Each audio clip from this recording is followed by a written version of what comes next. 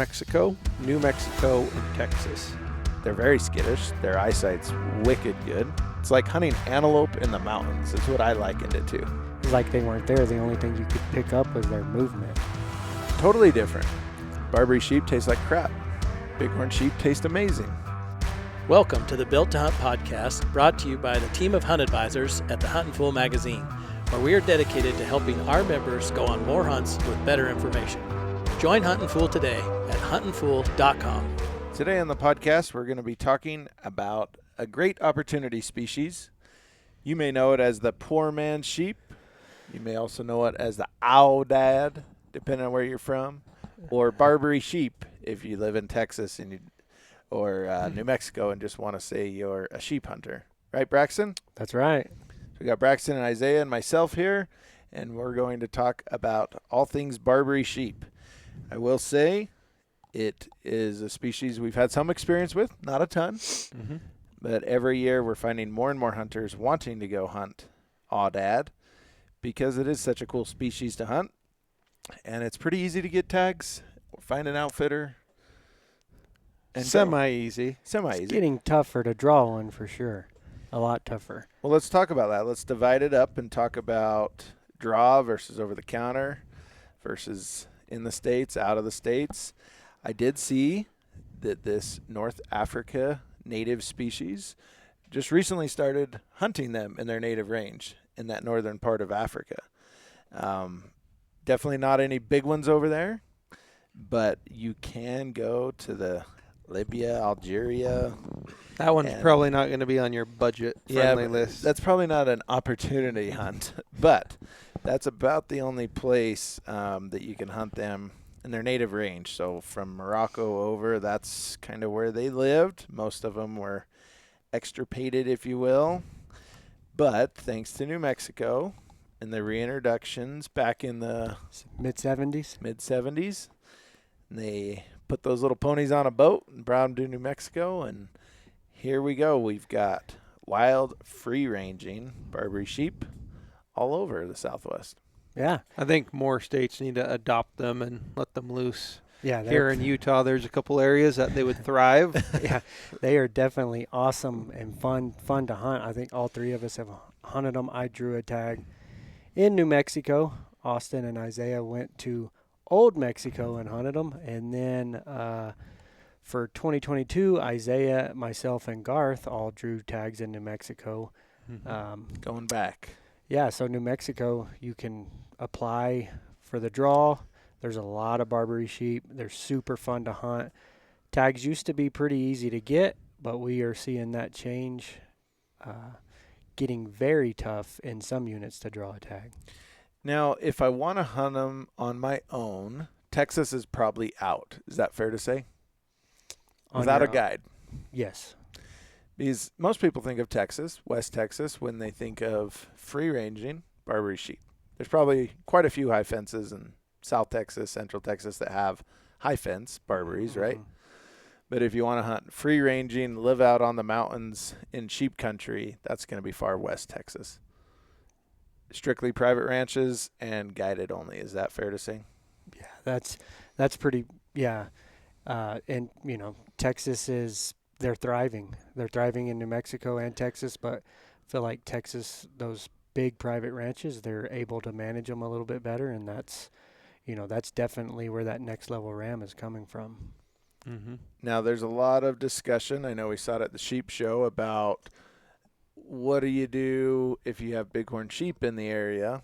And so Texas is trying to figure that out because they will go in and annihilate the Barbary sheep populations if they're getting close to where they want a bighorn sheep population. Desert sheep are obviously worth a lot more than a Barbary sheep, but you can't kill Barbary sheep very easy. They are a hardy, tough, stinking little animal. Well, yeah, they breed a couple times a year. I know when we were in Mexico in March, there were babies running around everywhere, and they were rutting too. So it's like, yeah, they're kicking them out all over the place. Well, yeah, and they're an awesome animal, and they're very hardy. You know, the different types of environment, they don't have to have a lot of water. They don't have to have a ton of feed. You know, I mean, some of the areas that Austin and I were hunting on my tag, I don't know if there was a blade of grass anywhere. I don't know what they were eating. But, I mean, they can live just about anywhere. They're tough. There's not a lot of, other than whenever they're tiny, there's nothing much that hunts them. So, there's a bunch of them, and you can put them basically anywhere. Yep. Yeah, so basically your 3 options, Mexico, New Mexico, and Texas currently. Texas and Mexico, you do not have to draw the permit or tag, but you probably have to go with an outfitter. So Austin and I went down to Mexico in March of this year, hunted down there. Awesome hunt.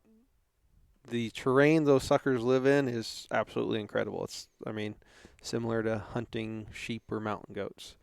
Then in Texas, it's the same thing. You're going to have, moderate to tough terrain to hunt them in. Again, pretty deserty country. And then same with New Mexico, like where you were in 2930, looks like the face of the moon. Right. But then there's some big cliffs and mountains you can hunt them in. Yeah, and I think New Mexico's not just a draw. I mean, they do have private land also hunts that you can, book and go just like Texas. But, and the over-the-counter opportunity. Yeah, they do have over-the-counter. That is correct. And Austin, we were looking at that. Are they trying to get rid of that, or what is New Mexico doing with their Barbary sheep right now? New Mexico is always trying to manage opportunity versus what's in the draw, and then they're always considering where they can expand their bighorn sheep populations. I think that's where a lot of the question comes in, especially in that Alamogordo area, Unit 34, like trying to decide where are the sheep going to go, bighorns versus where these goats, if you will. They're more of a goat species than they are a sheep. But why New Mexico calls them Barbary sheep, I don't know. You guys just want to be sheep hunters down there in New Mexico, I guess. Sounds cooler. A lot of sheep tags. Yeah. But they like to call them barbs in New Mexico. If you're local, you just call it a barb. Been out hunting barbs today. Oh, that's cool. If you go to Texas, you see most guys say Aoudad over there. Yep.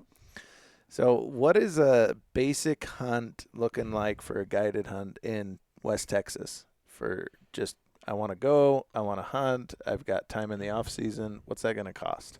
Yeah, so there's lots of options. Most guys run those hunts, September through December, and then, January, February, March time frame. So kind of an off-season hunt like you mentioned. Those prices have gone up significantly over the past few years. Right now, I would say, an average 4-day hunt's going to run a guy about $6,000. Which not that long ago, that was like $3,500 for that same hunt. Yeah, so again, supply and demand, we're seeing it with every species. Aoudad have been found out by a lot of guys. It's a fun hunt. From what I experienced, I would do it every year if I could. Yeah, it's a very fun hunt in rough country, and I think more than that, it's when you hunt them. Yeah. Everybody's off January, February, March time frame. You're kind of starting to get the bug again that time, wanting to get out, and they're super fun. You see a lot of them in crazy mountains. So I think a lot of it has to do with the time that you can hunt these critters.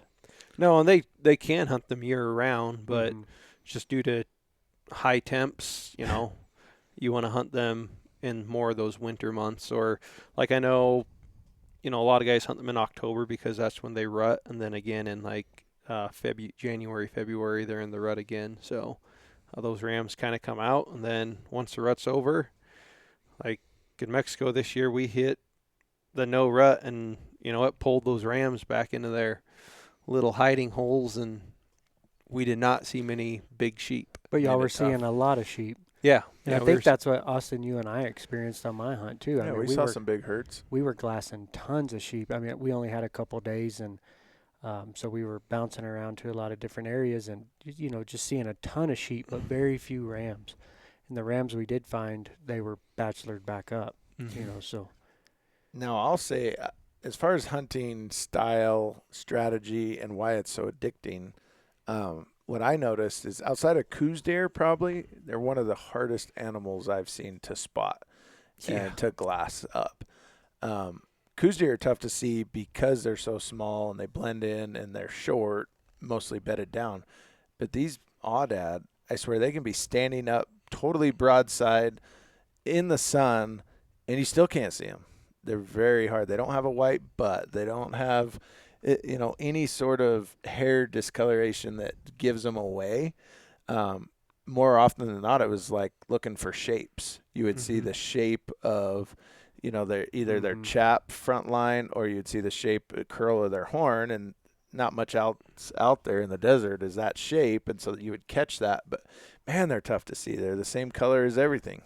Yeah, I agree. I mean, we were glassing a long ways a lot of times and looking at those sheep, and I mean, you'd be looking at them and turn your head to, talk to each other and get back in your scope, and it's like they weren't there. The only thing you could pick up was their movement. Yep. So yeah, they're very, very tough to find. I mean, it would be really hard to find just a single ram laying out there unless, he was pretty close to you. Yeah, when we were glassing in Mexico, it'd be like you'd pick apart a hillside and then like scan back and be like, what the freak? There's a whole herd right there. In the wide open. Yeah, that was a eye-opening to me. I pictured it to be more like a goat or just something that's obvious, jumps out at you. When you see a picture of it, you're like, man, that's a funny-looking animal with a weird face and big buggy eyes. But, man, they blend in well.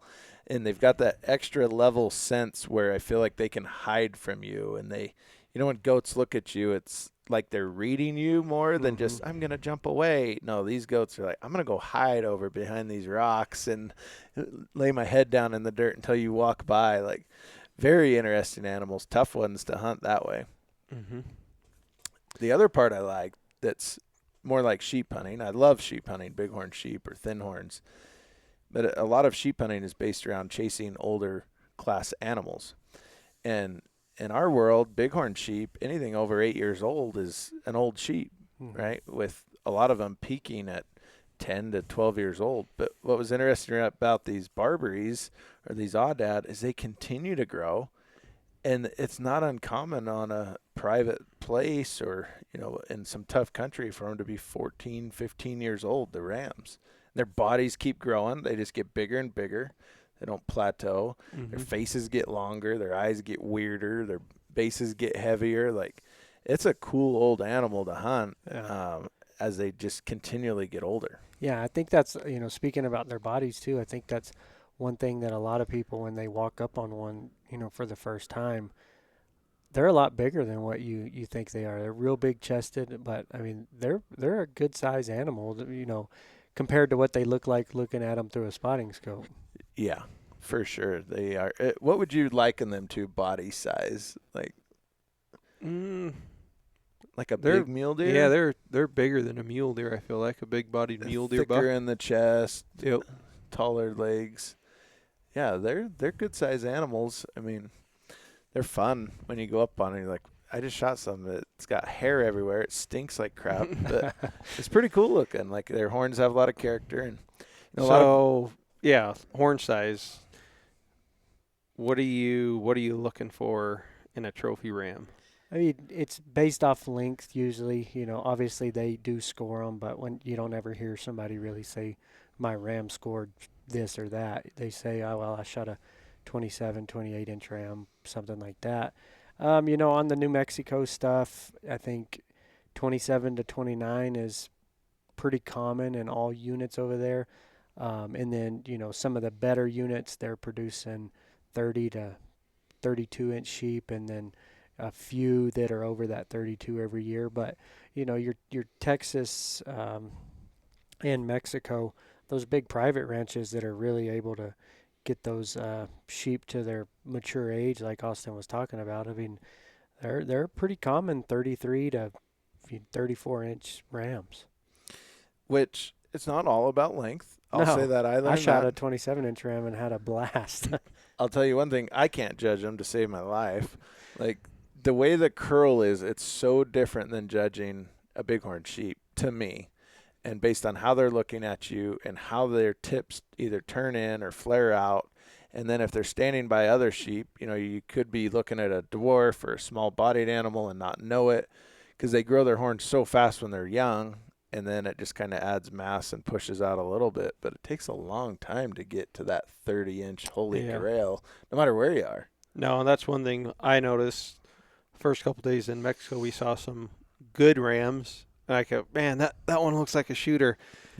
And then we saw a 30-inch ram, and it was like, yeah, a noticeable difference. Like, dang, it looked big, like Way real different. big. Right, Yeah. but you would have never known that. No, not because I Yeah. had nothing to compare them Right. to beforehand. So automatically, I'm thinking, oh, that one looks good. Well, I think that makes them tough to judge, and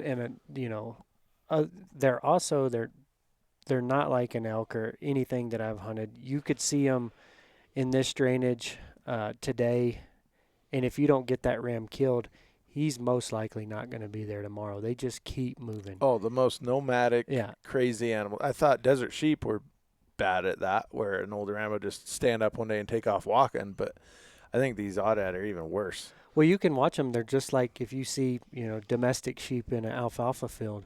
If one gets in front of the other, the one in the back has to get in front because he thinks the grass is greener. And I was watching those Aoudad, and that's what they do. They just keep passing each other because they don't want the other one to get the next nibble of grass, I guess. So, I mean, they're covering a lot of ground. And, when you're hunting them, you have to cover a lot of ground. If they're, not there today, they could be there tomorrow. Or if you find a ram you want to go after in one drainage, it's a good chance he's not going to be there in the morning when you get back. Now, if you don't want to spend $5,000 or $6,000 on a guided hunt in Texas, you could try to draw a tag in New Mexico. Mm-hmm. And the odds aren't horrible. We said they've gotten worse because it is more popular, but you've got a couple units or unit groups down south central New Mexico that you can draw with plenty of public land. I think that's a big part, is you can go try it. Mm-hmm. You look at the seasons. Generally in southern New Mexico, I'm going to say the rut's going to be more October, Right. where the rams will be herded up with the ewes, is what most everybody's saying. But you're busy that time of year on other hunts. That's why people look to the December, January, February seasons. When it's going to be tough, but it's good glassing practice, public land, and you're probably going to find one. Now, if you want to get into finding a big ram, you better take some practice and watch a lot of videos and photos, look at them as far as judging those sheep go. Yeah, I would agree with that. I think, your McGregor range hunts, very hard to draw. There's not very many tags. I mean, they're consistently killing 30-plus rams on that hunt. Your 29 and 30, which is your next best, that's the tag I drew. We didn't have a lot of time. I still killed a great ram in my opinion, but there definitely are a lot bigger rams in that 29 and 30 country. They're killing them 30-plus there. And then, like the tag Isaiah, myself, and Garth drew this year is the multi-unit. Great harvest success. Now, there is a lot of private land where we have to bounce around and, watch our Onyx maps and stuff like that. But they're killing big rams on that hunt, too. Probably not as many as the other units, but there still are a lot of sheep. Mm-hmm. Nice thing about New Mexico, too, is to apply for the tag, or if you do get drawn, it's not that expensive. I believe it's, $373? Sounds right. Plus your license and stuff. So it's not like they're charging you for an Oryx tag, which is $1,600 plus. Yeah. So, Yeah, and if you have the unit that Austin and I are in, you don't have to worry about booking a hotel room. So that costs us out. You will be sleeping in the desert because there is nothing around. Dude, it's a remote part. That far west Texas, New Mexico corner right there, there's nothing there. You've got to Nothing. plan your fuel stops. Yeah. It's kind of like middle of Nevada, very remote. Just that weird caliche looking Guadalupe rim type rocks. Really weird. Different kinds of yucca and cactus that you don't see elsewhere. And we're talking about that as a northern range of these Aoudad, and where we hunted them in Mexico was way down near Monterrey in Coahuila. That's almost 600 miles away, and you've got a ton of mountain ranges in between there. Some have populations and some don't. Yep. But totally free range. Because they're not an expensive animal like a desert bighorn, you don't see high fence operations and breeding operations. Most of these are just managed as it's an exotic, it's an invasive species, if you will. So I know Mexico is pretty easy on permitting and getting your CITES export permits and all that good stuff. So going to Mexico is going to cost you a little more, but it's not going to cost you a ton more. It's mainly just the logistics of getting to Mexico and getting back, right? Yeah, and it was pretty streamlined. I mean, that was the first time I went down there to hunt, and it was a lot easier than I was expecting. Gun permits were pretty seamless at the border. The permits, everything, going down, no travel issues. And yeah. Why would we talk about Mexico and Texas? Why would you pick Mexico over Texas? For the experience or for the quality? What are your thoughts on the difference?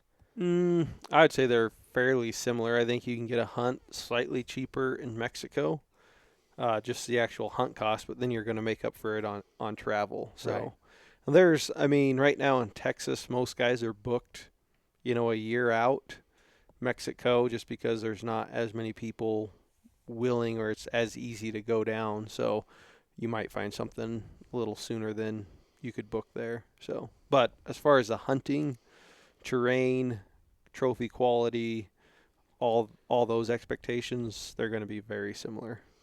What I've noticed looking at maps of where we were in Mexico compared to these ranches in Texas is the Texas mountain ranges are considerably smaller in overall size. Yeah, they're steep and rocky and nasty, but overall size in Mexico, we had 40 miles in either direction we could have hunted, and there's sheep spread all over.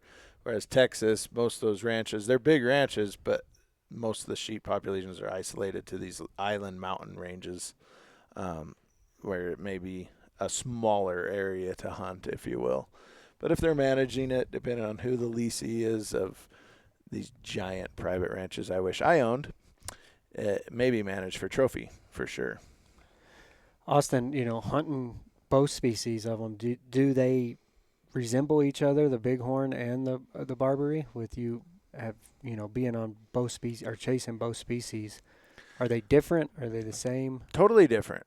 Barbary sheep taste like crap. Bighorn sheep taste amazing.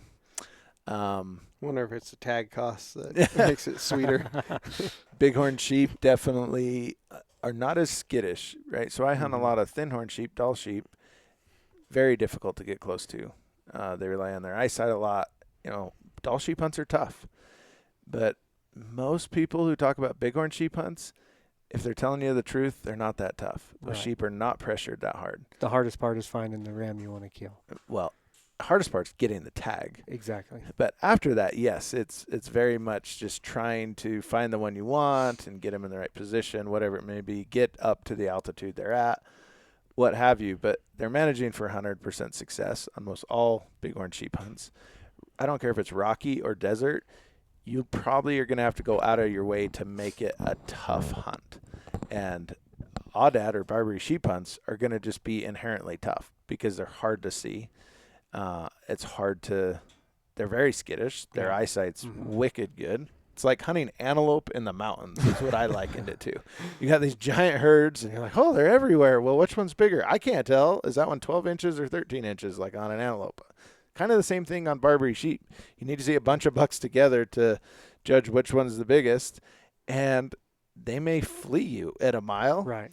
They're maybe not run away, but they're one of those animals, I feel like they look at you, and then they're like, I'm going to feed this way. And pretty soon they're 1,000 yards away, just kind of feeding over the hills. Not running, but they definitely are smarter than most bighorn sheep that I've hunted, and therefore it feels more like a challenging hunt. Yeah, and they don't stick to one terrain either. You and I, covered a bunch of different areas. We had rolling grass hills where I shot my ram, luckily. And then we road hunter. Yeah.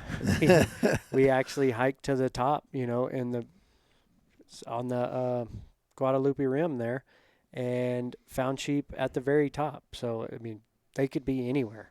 Literally anywhere. And like you say, they move around so much. Nothing was in the same spot from day to day. Right. Like, holy smokes. They just wild little animals, but it is because they're cagey, because it's not that expensive, everybody needs to hunt them. Yeah, and I think that is one thing that, we're seeing, especially getting calls from the time I've been at Huntin' Full. We're getting a lot more calls on them, and it's something that I think people who have, they go into these hunts, think, hey, I want to go on a Barbary sheep hunt just to experience it. They do it. Myself, kind of speaking because I experienced this after I did it the first time. Now I want to go again. It's not just a species that you want to go do one time and you're done. It gets addicting. Mm-hmm. Which is bad for because most hunters because now all of a sudden you have another we got species. September elk, October, November mule deer. We tell our wives we'll be back. Austin's got to watch a bunch of kids, but now he's got to go on these Barbary hunts in February and March. But the reality is, if I want my kids to have a mountain, desert, rocky experience someday in life, they're probably never going to draw a desert sheep tag. Even if I apply them in every state till the day they die, it's just too slim of odds. Those days are over where you can say, if I start now, I'll draw someday. Maybe, maybe not. That's why these exotic species, oryx, ibex, barbaries, like, they're of high interest to a lot of guys. Because if you want that type of experience and that type of terrain and see that area, you're probably not going to get a desert sheep tag. So let's go hunt barbaries. Every year. Yep, and when you weigh it out, if you're going to buy one, like I said, you got $6,000 for a Barbary or 100 and some thousand for a desert or a Rocky. Yeah. Now, people laugh at you and say, I can't believe Isaiah just compared bighorn sheep hunting to Aoudad hunting. Well, it's tougher. Down to its nuts and bolts, if you take the species out of it, it is a true sheep hunt, or more so than the tag you're going to draw in Arizona or Nevada or whatever. So why not? I'm all about hunting at new areas, species in their type of terrain, challenge, all that. Barbary sheep has that. If you just want to collect a species that most people don't have, sweet. Wait for an elephant tag in New Mexico. Like, no one's got that. Yeah. Right? They're definitely kind of how sheep tags are getting bighorn sheep. Yeah, the Barbary is definitely one that should be on everybody's list. But do know it's not a one and done. You're going to get addicted, and you're going to be like myself and Isaiah, going multiple times a year or trying to. Yeah, I went from 0 experience last year to 3. I'll be on 3 this year. That's good. Why not? But if you, a lot of guys say, oh, I'm going to do that someday. I'm just waiting for something else. And what we're seeing across all of North America is none of these hunts last forever. Yeah, there's a ton of Barbary sheep. There's a ton of Aoudad running around. But we said that about the ibex, in the Floridas a few years ago. Oh, they're just everywhere. They're like rats. They're shooting females now. And now there's not a lot of ibex left. It's even harder to get a tag. And most of us are never going to get to hunt ibex. Could that happen to Barbary sheep? Who's to say it couldn't? Well, if you look at some of the proposed changes coming in New Mexico, it's on its way. So things change. So if you're waiting to go on a caribou hunt for something to get better, don't wait. You need to go as soon as possible. We just lost a lot of caribou hunting opportunities in Alaska this year. We're losing them in Canada. But, things are shutting down and changing. Deer herds are down.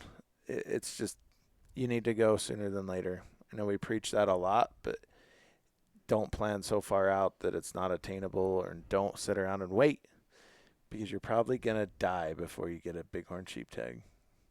Probably. It's very encouraging, isn't it? What else is on your bucket list? What did Barbary sheep hunting make you want to hunt or explore or... Yeah, I think after hunting them this year in Mexico, it definitely opened my eye to a new adventure, a new species. I mean, I think a lot of people get so focused on, say, elk.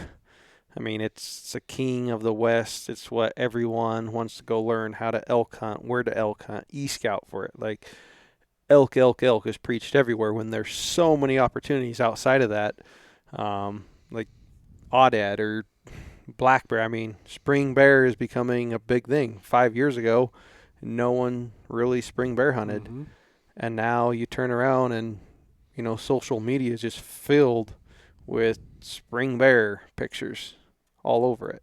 And again, it's a great, fun hunt, great experience, different time of year to get out. Yep.